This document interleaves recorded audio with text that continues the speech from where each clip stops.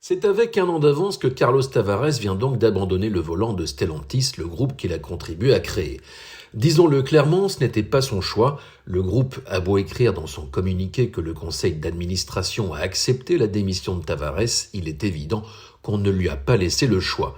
Pour que le conseil se réunisse un dimanche, c'est le signe que le feu couvait et que l'issue était proche. Il est d'ailleurs fait allusion à des points de vue différents qu'on pourrait plutôt qualifier de divergence de vues. L'alerte avait été donnée il y a quelques mois quand le groupe a annoncé que le mandat de son CEO s'arrêterait en 2026 et que le processus de sélection d'un remplaçant était lancé. La méthode est plutôt brutale avec une démission à effet immédiat. D'une certaine façon, Carlos Tavares paye la baisse des résultats après une année 2023 en fanfare qui lui a valu de toucher une rémunération que d'aucuns qualifieraient d'indécente. Le CEO de Stellantis a multiplié les faux pas.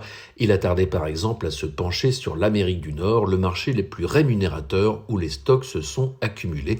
Le fait est que le groupe confirme malgré tout ses objectifs financiers pour 2024. On reproche surtout à Tavares ses méthodes de réduction des coûts poussées à l'extrême et son management qui a poussé à un grand turnover de responsables. De plus, un certain nombre de dossiers ont pu peser dans la balance. L'histoire des moteurs PureTech, les problèmes de qualité sur les nouveaux modèles. Stellantis semblait prendre le chemin de Boeing avec une obsession financière qui laissait de côté d'autres aspects. On peut dire ce qu'on veut de Tavares, mais il restera un grand patron, celui qui a redressé PSA, qui a racheté Opel et qui l'a remis dans le droit chemin, et sans lui, le groupe Stellantis n'aurait jamais atteint les sommets qu'il a pu atteindre. C'est désormais l'héritier des Agnelli, le patron de Fiat, qui va prendre le relais. John Elkann va donc diriger un nouveau comité exécutif dont on attend de voir les noms.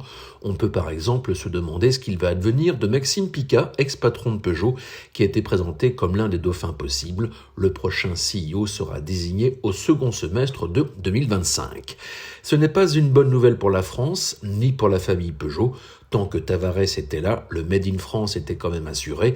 Le groupe risque donc de devenir plus italien. C'est au final le Fiat qui fait une bonne opération. Le constructeur de Turin a récupéré des technologies qui lui faisaient défaut et son portefeuille produit va s'étoffer. Je reste sur quelques images, celle d'un patron qui ne cherche pas à être sympa mais qui parle cash. Lors du mondial de l'automobile, il m'a été donné d'assister à un échange d'1 heure avec les journalistes français. Personne ne savait que ce serait alors le dernier. Carlos Tavares va pouvoir profiter de sa retraite au Portugal. Je plains vraiment celui qui va le remplacer, car à moins de prendre un magicien, ce sera compliqué de faire des super profits dans un contexte très chahuté pour le marché de l'automobile.